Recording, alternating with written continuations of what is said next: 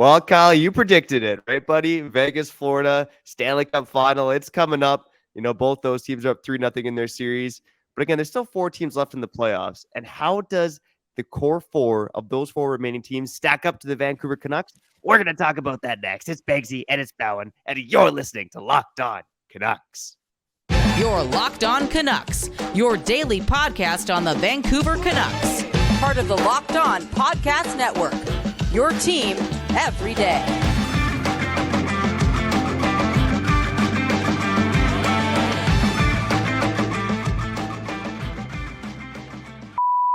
Well, there's no core four on this podcast, just the dream team. I'm Trevor Beggs. That guy is Kyle Bhawan. And thanks for hitting the play button on today's episode of Locked On Canucks. Before we dive into the show, we want to thank you for listening to Locked On Canucks because it's your team every day. Make sure you subscribe or follow for free on YouTube or wherever you listen to podcasts because, buddy, we're pumping it out 5 days a week. Dude, relax, man. Pumping it out. It's a family program, okay? Locked On Canucks, your team every day. Family program. Continue, Beggsy. Yeah, family program. All right, on today's show, we're going to talk about the core four from all 4 remaining playoff teams, even though it's bound to be 2 pretty soon.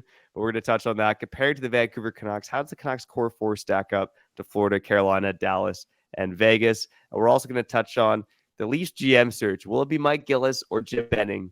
Who will be the next general manager of the Toronto Maple Leafs? Should be a fun conversation. But first and foremost, here's a guy who likes to have fun. Kyle Bhawan. How you doing, brother? I do like to have fun, man. And I need to have more fun at the gym, man. For real. I got to say it off the top. I want to hold myself accountable. I'm telling you too, so you can hold me accountable too. It's been a couple years since I got wifed up, and the gym has never been the same. Was I a phony the whole time? I think the proof is in the pudding. Okay, Kyle Bhawan, Trevor Beggs, Locked On Canucks, your team every day. We'll get to the comments at the end of the show. Yeah, how does our core compare to the core of these 4 teams? Still in the dance, barely for 2 of them. I think I know where this episode's going. I'll tell you that much. I'll tell you that much for free, okay? Let's go, Beggsy. For free, because, hey, you can subscribe to our channel for free. Look at that. Wow. What a world. Okay, I'm going to list the core 4, at least my opinion of the core 4 of the 4 remaining playoff teams. And, we'll see, where does the Canucks stack up? Are the Canucks core 4 better than any of these teams? But first and foremost, Florida. No. I have Matthew Tkachuk, Alex Barkov, Aaron Ekblad, and I debate about Brandon Montour, but I put Sergei Bobrovsky in just because, again, the guy's come out of nowhere from being backup goalie and he's not going anywhere with that salary either. So right now I have Bobrovsky over Montour. In Carolina, I have Sebastian Aho, Martin Necas, Jacob Slavin, and Frederick Anderson. Dallas, Jason Robertson, Rope Hintz, Miro Heiskanen, Jake Ottinger. And then in Vegas, I have Jack Eichel, Mark Stone, Alex Pietrangelo, and I went with a second defenseman instead of a goalie here. I went with Shea Theodore. I'm going to say it right now.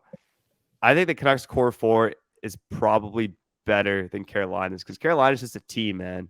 They're just a team, and I think the big knock on them is that they're lacking star power. But when I look at the Canucks core 4, Pettersson, Miller, Hughes, and Demko, I'd rather have that over Aho, Necas, Slavin, and Frederick Anderson. I don't, again, you watch way more hockey than I do. Is there a reason why Necas is preferred over Svechnikov? Am I saying that right? Yeah, you know what? To be honest with you, I kind of forgot about Svechnikov because he's injured. I like the I like the honesty, man. I like the honesty, man. Okay, you could have went down that route. I just think Necas is a better player overall. I like the honesty, man. Locked On Canucks, Kyle Bhawan, Trevor Beggs. Only get it here. Yeah, I believe Necas He's a good player.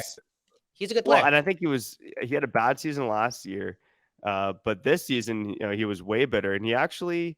He led the team in points this season. He had 71 points, which led the Carolina Hurricanes. So yeah, I'll replace Frederick Anderson with Andrei Svechnikov. I'd still rather have that Canucks core 4. Okay, cool. So, Dan, you're really high on the Vancouver Canucks, man, for real. Until they prove it. You've already Here's the thing. You've already given them a trophy. Hey, good job, guys. You got unlucky, man. You got unlucky. It's all ownership's fault. This core should do it. No, here's the thing. It's why the conversation about the core 4 is interesting, but it obviously goes a lot further than that, right? Carolina has, Jordan Martinook, for example, had 9 points in 5 games against the Devils, right? We're talking about a 4th line player. But like guys like Martin, Jordan Stahl, obviously that defense is rock solid. Like that top four with Slavin, Brett Pesce, Brady Shea, Brett Burns, like that is a really solid top four. And that's the divide between the Canucks and other teams, right? As these other teams have the depth, they have a strong defense to overcome goaltending, although goaltending really hasn't been an issue for most of the teams left when you make it this far. But yeah, the Canucks, I like their core four. I mean, the one thing is when you look at Carolina, and this is the team I'm kind of picking on right now, is that Aho, Natchez, and Svechnikov are all young, right? Whereas Pettersson, Hughes, and Demko are young. Miller's not young, right? So again, the Canucks core four is, arguably more in win now mode than a team like Carolina. But the problem is they don't have the depth around them to even be a playoff team, So again, core four conversation is interesting, but it takes a lot more than that to win, especially in hockey. When I think here's an interesting point. I had a conversation with a friend with the other day. When you think about basketball, right? The star players are out there like 90% of the game. In NFL football, the players are out there, the star players, the quarterbacks out there 50% of the game. The star players in the NHL, maybe on a night where he's got to play too much is out there half the time, but usually your star players are out there for maybe like 35-40% of the game. So that means that there needs to be that depth there, that much more than basketball and football. Yeah, no, that's a great observation. Yeah, Miller, Hughes, Pettersson, Demko, the core four for Vancouver. Sure, the talent is there individually, but I think for us to lament that core four is as good as some of these teams in the playoffs. Don't you think that like winning has a big part of cementing that? You know what I'm saying? Like, can they win together? Isn't that a good attribute to have? Like the individualistic nature of these guys is not good enough to, again, compare, let alone pick this four over any of the four that are leading their team in playoff round victories and in the final four of the NHL playoffs. Yo, Carolina, man. Carolina, a lot of injuries they got there. I'm a big Carolina Hurricanes fan. I think I'm only saying that because I like the interview that I listened to with Rob Brindamore. They also lost some overtime games against Florida as well. Yeah. It's such a fine line. You have to get so lucky. Somebody is littering on that roster. Somebody is littering up top. For real. For real, man. For real. Like, luck is such an interesting thing in this world, man. It comes out of nowhere. Pause. And when it does, you just got to hold on to it. Just got to hold on to it. Yeah. Ride the wave. Ride the wave. Yeah, 100%. Another interesting one was like you mentioning Bobrovsky in the core four for the Florida Panthers. That's one of the most ridiculous things because I felt as if that boat sailed a long time ago. For real. Yeah, I think. Yeah, go ahead. Sorry. I was gonna finish off at this point. Again, Florida's the team. They're the outlier. They're the team that is going to make other GMs think about the fact that all you have to do is get in. They're that team. They got $14 million tied up to their goaltenders, plus $14 million plus, maybe 15 mil. You know what I'm saying? And they're a win away from making the Cup Finals. I think that Martin guy's. Oh, not Martin. What's his name? What's the backup there? The guy they drafted in the first round. All those. Oh, Spencer Knight. Yeah. Spencer Knight making like what? Probably $4 million. Bobrovsky making. They give this guy a blank check. Yeah, it's unreal. Oh man. Well, and again, it goes back to having the team, right? And I would not have put Bobrovsky in this core four for having this conversation in April, right? But now Bobrovsky's got from the backup to start the playoffs to like the Conn Smythe favorite potentially. Maybe favorite's a bit strong because Kachuk's having a great playoffs himself, but. My goodness, man. I mean, like right now, Bobrovsky is a core reason why the Florida Panthers are doing what they're doing. But to talk about how it goes beyond the team, like, that's just the core four. But, for Florida, we haven't mentioned guys like Carter Verhaeghe, Sam Bennett, Sam Reinhart, Anthony Duclair, former Canuck Gustav Forsling, like they got a lot of guys who are playing really, really well right now. And that's why core four debate is interesting. Canucks have a decent core four, in my opinion, but it takes a lot more than that if you want to compete for the Stanley Cup. Kyle, maybe I'll ask you quickly before we. Sorry, who did he have for Florida again? You had a Barkov. I had Kachuk, Barkov. Yeah, Kachuk, Barkov, Ekblad, Bobrovsky. I feel as if I see on Twitter a lot. Again, don't watch all the games. I feel as if people are not the biggest fans of Ekblad anymore. I Like, I think he had wonder a if. down season. That was a Mhm. big part of it. And obviously Brooks Okay. Koepka was ripping on him earlier in the season. Like Brandon Montour almost stepped up and he has become the team's #1 defenseman. But I mean, Yeah. Ekblad has been the pillar there since they drafted him first overall in 2014. So maybe not necessarily the #1 stud, but again, when you got guys like Montour and Forsling who are playing at top pairing level, I think it can insulate Ekblad and protect him a bit more. Yeah. Three Yeah. teams gave up on Forsling, I heard. I didn't even know he also played for Carolina as well. Is that correct? Or is that right or wrong? Ooh, I Vancouver to Chicago. believe, I heard something on the man. radio about how like Vancouver gave up on him, Chicago gave up on him, Carolina gave up on him, which kind of alarmed me because I was like, okay, he went to Carolina and then Florida. But anywho, it doesn't really matter uh when I'm talking about the other teams. It's really about the fact that Jim Benning let go of this guy to get Clendenning, right? And Jim Benning's pro scouting. Jim Benning's pro scouting. Oh my goodness gracious, yo. It's fuck. Oh It's I man. almost swore there. It's baffling. It's baffling, Yeah, and I know we're gonna talk 100%. about it. We're gonna talk about it on the other side, but I feel as if even though the NHL world is kind of trolling the Toronto Maple Leafs fan base by even mentioning Jim Benning's name, it's pretty obvious that's not going to happen because you don't have to be you don't have to know hockey that well to know that Jim Benning was probably the worst GM in sports during his time with the Vancouver Canucks. Yeah, and I think that's a great segue. And quickly before we get to break, yes, so Gustav Forsling got traded from Vancouver to Chicago for Adam Clendenning, and then was traded by Chicago to Carolina for Calvin DeHaan and another AHL player. And then he was selected off of waivers by the Oh Florida my Panthers from Carolina in January 2021. dude, Florida is the So, place you go, man. Honestly, when you're a pro, but you're also not you're not doing it, you're not really good at your job, you just got to go to Florida, make that tax-free money. Maybe the sun heals you and you can just do your thing and have fun again. Because I think we've seen it with Montour and Forsling, even Sam Bennett. These guys just ripping it up. Impact players game in and game out for the Florida Panthers, who are, again, 5 wins away from doing something Vancouver's never done. And that's been the best at the best sport in the world. It's unreal. yeah. Unreal. Florida's going to win a cup before the Vancouver Canucks. I'm sorry. And I'm pissed off. I'm mad. It's gross. More on that on another episode, for real. Don't want to do that today. Yeah, and maybe something that would cheer you up is talking about Jim Benning going to the Toronto Maple Leafs. So that's coming up on the other side. A couple articles related to Jim Benning and Mike Gillis becoming the next general manager of the Toronto Maple Leafs. But first, for a championship team, it's all about making sure every player is the right fit, and it's the same when it comes to your vehicle. Every part needs to fit just right. So the next time you need parts and accessories, head to eBay Motors. With the eBay Guaranteed Fit, you can be sure every part you need fits right the first time around. Just add your ride to My Garage and look for the green check mark to know the part will fit or your money back. Because just like sports, confidence is the name of the game when you shop on eBay Motors. And with over 122 million parts to choose from, you'll be back in the game in no time. After all, it's easy to bring home a win when the right parts are guaranteed. So get the right parts, the right fit, and the right prices on ebaymotors.com. Let's ride. Eligible items only. Exclusions apply. Almost nailed it, man. Almost flawless. Yeah. 98.7%.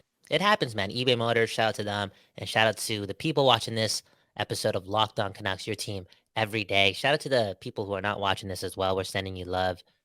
Trevor Beggs and Kyle Bhawan from Surrey, British Columbia. We got to lead with love. We got to do the work for the people, for real. We got to lead with love. And now, for whatever reason, the NHL world and specifically Trevor Beggs wants to send Jim Benning some love here because he's going to spend some YouTube time and some Spotify time and some Apple Podcast time promoting the possibility that Jim Benning could be a GM again for the Toronto Maple Leafs. And I know it's a joke. I know it's a bit of trolling, but just to put that out in the universe, wish well for this guy, which I am. I hope he's going for walks and healthy and doing his thing. But he did way too much damage to my first love, the Vancouver Canucks. I don't want this guy being back in the NHL. The NHL is not a better place with Jim Benning. I'm sorry. It just, it's just. I think it's a better place for the 31 NHL teams who don't have him on their in their management team. He can't be in charge of an NHL team again, man. For real, he can't be in charge of an NHL team making the moves. He also can't be the guy behind the microphone talking to the media. It's a bad look, man. for real. Maybe go scouting or something. Maybe, I don't know. Yeah, anyways, Beggsy, take it off. Take it off my mic because I might go in here and take the next 8 minutes because you know how I feel about Jim Benning. Yeah, well, I just gotta say I disagree with you. I think Jim Benning, is a former Leafs player. Oh man. He's had decades of experience in scouting and management now. He's got a Stanley Cup ring on his resume. He's been an assistant GM. He's been a general manager. His dad was a long time scout. There are so many reasons why the Toronto Maple Leafs should be not only considering Jim Benning but chomping at the bit to get him in that GM role. So shout out to Jim Benning there. And the other reason I wanted to bring up Mike Gillis was because there was this article from Leafs Nation titled "Help the Maple Leafs, Mike Gillis, you're our only hope," and basically talked about how Ooh. it talked about how there's a bunch of old retread general managers like Benning, Chiarelli, Talon, Bergevin, Hextall, Burke, all those guys. But of the old hockey retreads, the one guy that this author wants, shout out to John Steitzer from Leafs Nation, is Mike Gillis, and basically had talked about all the good things Gillis did in Vancouver, and obviously we're trolling with Benning, but with Mike Gillis, are you surprised that he never found another NHL job? It's now been 8 pushing 9 years since the Canucks fired him in 2014. Are you surprised that he was never named? No, Dude, I'm not that surprised because I feel as if post Vancouver Canucks tenure as a GM, the world kind of changed and people uh, people just got sensitive, man. People got power hungry, They want the clout, they want the fame, and Mike Gillis is one of those guys that if he's going to take a job, he did it here. He wants a lot of control. He wants a lot of control. He wants a lot of say, and I feel as if he brings that energy into his interviews with these NHL clubs post again Vancouver Canucks, and he might turn people off. And I think a big reason why he got the job in Vancouver at the time was because he was a player agent for Marcus Naslund, so there was a lot of relationships between upper management and him already. But again, the fact that there probably aren't a lot of strong relationships in these organizations relative to Mike Gillis, he might come off with too much bravado and too arrogant or something, and it may not sit well with, again, the people making the decisions. It's only surprising because he did such a good job at taking pieces that were already dealt to him and doing the most with them. And I think the Maple Leafs are definitely on that boat, right? Dubas, Lamoriello, Shanahan, they've done a lot of work there, If Gillis goes there, he's going to have most of the pieces already to play with. And I feel as if he proved it with the Vancouver Canucks that he can do well with that type of arrangement. And let's, what? Mike Gillis is good. He did a lot for us. Here's the story about Mike Gillis and Kyle Bound. Okay. This is a true story. And it took a lot of growing up to realize how wrong I was because he provided a lot of pizzazz in my life. I know we didn't get the ring, but he allowed a lot of my years in my teens to be just fun. I was more arrogant, more confident. Not that arrogance is a good thing, but just more myself because the Canucks were in it. Okay. I had more hope in my life.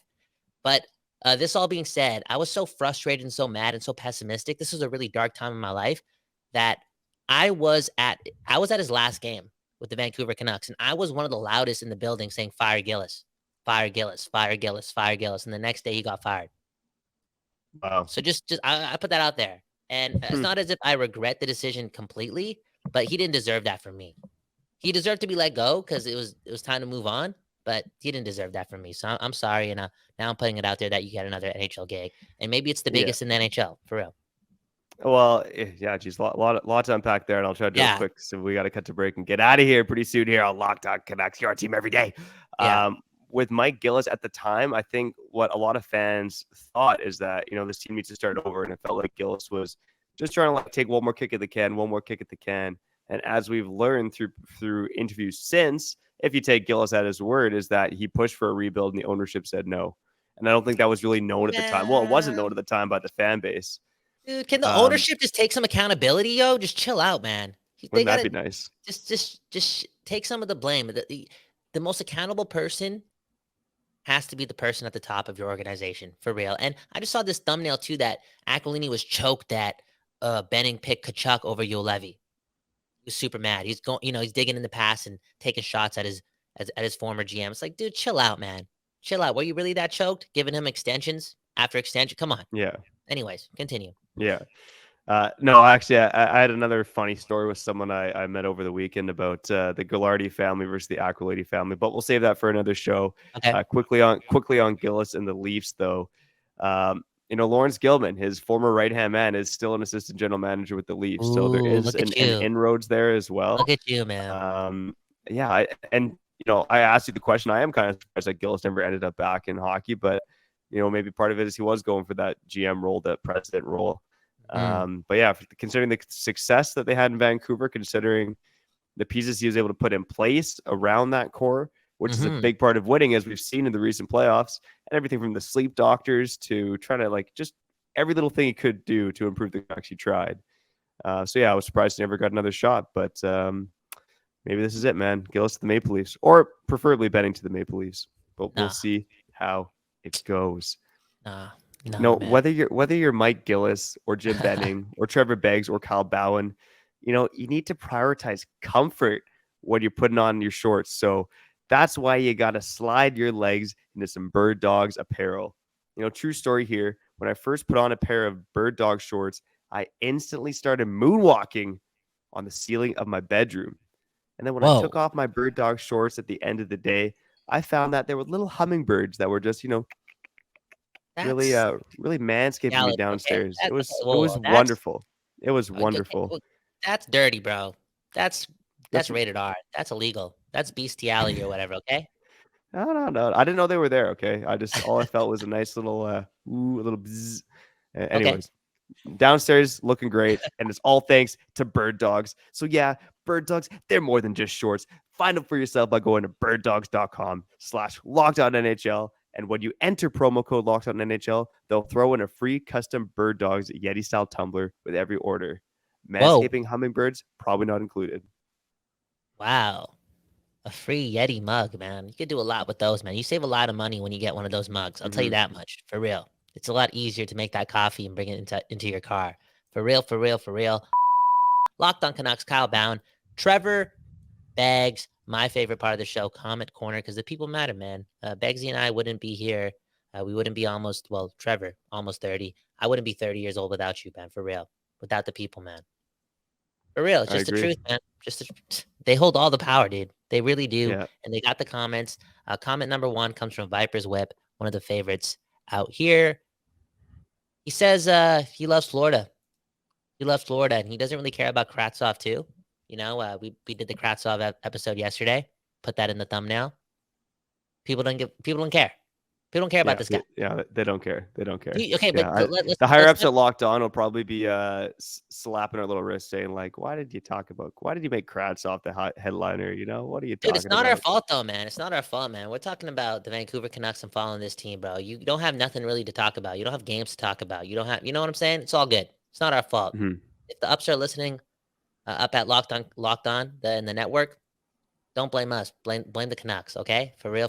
He did say though, if Kravtsov picked up like a handful of points, like I wonder if things would have been different. Maybe they would have tried trading him or something. I don't know. Who knows? I think they would have. If he picked up points, they only would have tried trading him if they knew he was going to go back to the KHL. But that would be a sneaky, dirty move to pull. So I think that the likelihood of that would be low. If you're not cheating, you're not winning, right? That's what they all say. There you go. That's what they all say.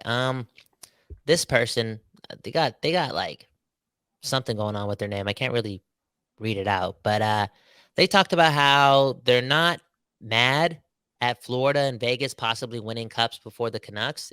It's just sad that we're in this predicament. And he was really going in on Aquilini, not taking any accountability. Yeah, and that's completely fair, to be honest. I mean, I think it's sports, right? If you want to be a little petty, if you want to hate teams like the Oilers, the Maple Leafs, which I do, and be petty and not be happy that the Florida Panthers and Vegas are going to win Stanley Cup before the Canucks, that's fine, man. It's sports. But at the end of the day, the commenter was right. The blame in this market should be placed at Aquilini because there's been way too much involvement from ownership. And maybe I will tell the story really quickly here, but met someone over the weekend who knows the Gillardi family very well. And for those who don't know, back in 2006, It was the Ghilardi family and the Aquilini family who had a bid together to go on the Canucks. Aquilini screwed over the Ghilardis. And everything I heard from, it's actually Tom Ghilardi's father, Bob Ghilardi. And again, just one guy's word is that, really nice, really down-to-earth guy. And every other story I've heard about Luigi Aquilini, old man Aquilini, has been the opposite, basically in terms of their business dealings and stuff. So not to say the Canucks would have won a Stanley Cup if the Ghilardis were in charge, but I'm just saying it does start at the top. And look what the Dallas Stars are doing right now under the Ghilardis' watch. They've been a pretty successful team for quite some time here as well. Dude, Beggsy's doing it for the people, okay? Hit the like button, subscribe. This guy's risking his job in the media pass, just for the people, just to report on not these rumblings or just what he's hearing through both his ears. Just doing it for Locked On and the Locked On Canucks people, the everydayers. I respect you, Beggsy, for real, man. You put the people and me before your family, and it's a beautiful thing. Yeah. Well, I appreciate that, and I definitely won't sell at the source, but it was an interesting conversation I had with someone I just met this weekend. So yeah, good times, and it certainly had me thinking, what would have been if the Ghilardis took over the Canucks instead of the Aquilinis? It would have been a different story. We talked about Mike Gillis. Like, there's a chance that 2011 doesn't happen. Who knows? You just never know these things. You can't really. It's fun to assume what could have happened, but I think it would be more fun if this guy was just more accountable. Then we could move forward, It would just the trickle-down effect. There's just something looming over this organization, too, that's not right. And I think the fact that this guy cannot, again, be accountable, just say sorry, and just kind of understand that he made such bad decisions. But I don't want to go down this route. Can we get out of here? Because it's about to get dark.